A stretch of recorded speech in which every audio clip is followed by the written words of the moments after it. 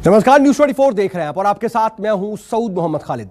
प्रधानमंत्री नरेंद्र मोदी कल गुजरात के प्रसिद्ध सोमनाथ मंदिर से जुड़े कई परियोजनाओं का उद्घाटन और शिलान्यास करेंगे। वीडियो कॉन्फ्रेंसिंग के जरिए होने वाले इस कार्यक्रम में पीएम मोदी सोमनाथ समुद्र दर्शन पैदल पथ, सोमनाथ प्रदर्शनी केंद्र और नवीनीकृत अहिल्याबाई होलकर स्टेडियम का उद्घाटन करेंगे।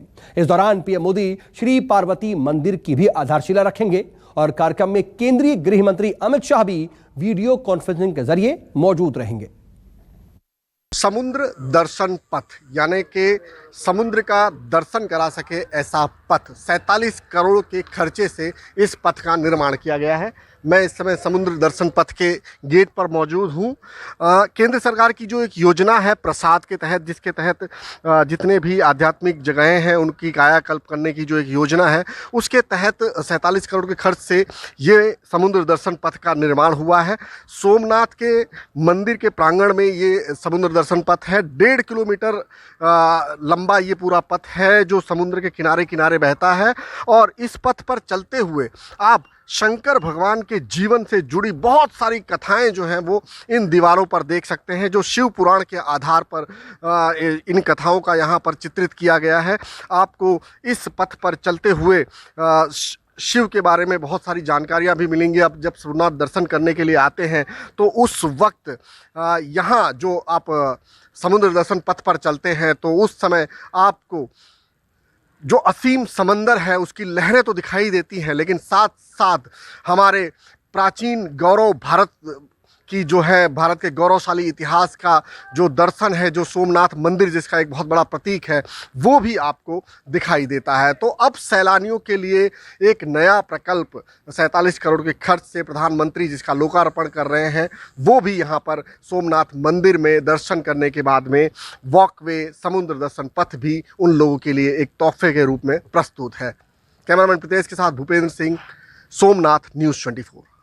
प्रसिद्ध यात्राधाम सोमनाथ मंदिर में प्रथम ज्योतिर्लिंग के दर्शन करने के लिए आने वाले सैलानियों के लिए अब एक और तोहफा यहाँ पर उनके लिए मौजूद है। प्रधानमंत्री जिन 3 प्रकल्पों का लोकार्पण करने जा रहे हैं उसमें सबसे अहम है समुद्र दर्शन पथ। जी हाँ, ये सोमनाथ मंदिर से बिल्कुल सटकर ये समुद्र दर्शन पथ जो है वो बनाया हुआ है। जैसे कि आप कभी मुंबई में घूमते हैं तो आपको मरीन ड्राइव दिखाई देता है समुद्र के पास में, बिल्कुल वैसा ही यहाँ पर समुद्र दर्शन पथ बनाया गया है 47 करोड़ के खर्च से, जहाँ पर सैलानी जो है वो टहलते हुए समंदर की लहरों का आनंद तो ले ही सकते हैं, लेकिन उसके साथ साथ सोमनाथ मंदिर की भव्यता भी उनको यहाँ से नज़र आएगी। तो ये एक प्रकल्प है जो 3 प्रकल्पों का लोकार्पण किया जा रहा है। उनमें से एक 47 करोड़ की लागत से बना हुआ समुद्र दर्शन पथ, ये एक कल प्रधानमंत्री लोकार्पण कर रहे हैं। सोमनाथ में प्रथम ज्योतिर्लिंग के दर्शन करने आने वालों के लिए जो एक कमी रह जाती थी वो है पार्वती मंदिर की, लेकिन अब वो कमी भी पूरी होने जा रही है। प्रधानमंत्री नरेंद्र मोदी के हाथों शिलान्यास होने जा रहा है एक भव्य पार्वती मंदिर का। यही वो प्रांगण है जहां पर 30 करोड़ के खर्च से भव्य पार्वती मंदिर आकार लेने जा रहा है।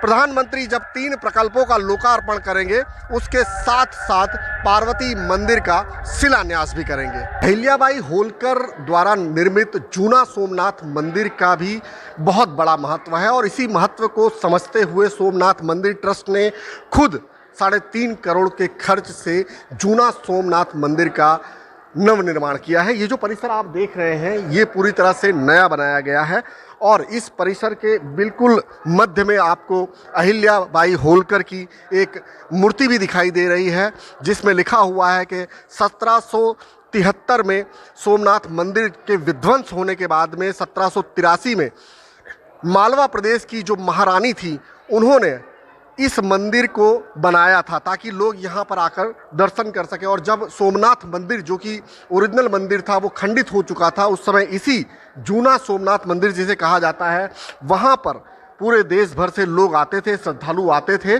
और यहाँ पर वो महादेव के दर्शन करते थे। यहाँ दर्शन करके वो एक तरह से सोमनाथ मंदिर में दर्शन करने की अनुभूति जो है वो लेकर जाते थे। तो आप समझ सकते हैं कि अहिल्याबाई होलकर द्वारा जो निर्मित जूना सोमनाथ मंदिर है उसका अपना कितना ज़्यादा महत्व है और इसीलिए एक बार उसका नवनिर्माण जब किया गया है और प्रधानमंत्री नरेंद्र मोदी खुद उसका लोकार्पण करने जा रहे हैं तो ये महत्व और ज़्यादा बढ़ जाता है। जूना सोमनाथ मंदिर को आप ऐसे भी देख सकते हैं कि 9 नवंबर 1947 को जूनागढ़ पर भारतीय फौज ने कब्जा किया। 12 नवंबर को सरदार वल्लभ भाई पटेल सोमनाथ आए और उन्होंने खंडित सोमनाथ मंदिर देखा, उनका हृदय रो पड़ा और उसके बाद यहाँ उन्होंने दर्शन किए जो कि रानी अहिल्याबाई ने सोमनाथ मंदिर बनाया था 1783 में, जिसको जूना सोमनाथ मंदिर के नाम से जाना जाता है।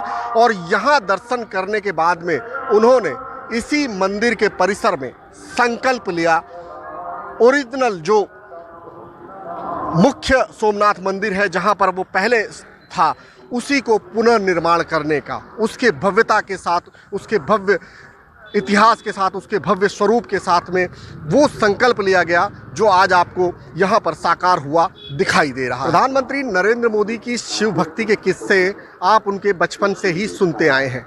बचपन में वे अपने जन्म स्थान वड़नगर के शिव मंदिर में अक्सर जाया करते थे।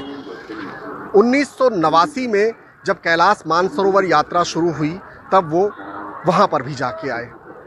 यहाँ तक कि तत्कालीन बीजेपी अध्यक्ष लालकृष्ण आडवाणी की रथ यात्रा की शुरुआत के लिए भी उन्होंने सोमनाथ मंदिर का ही चुनाव किया था। बतौर संघ प्रचारक सोमनाथ मंदिर में उनका अक्सर आना जाना रहा।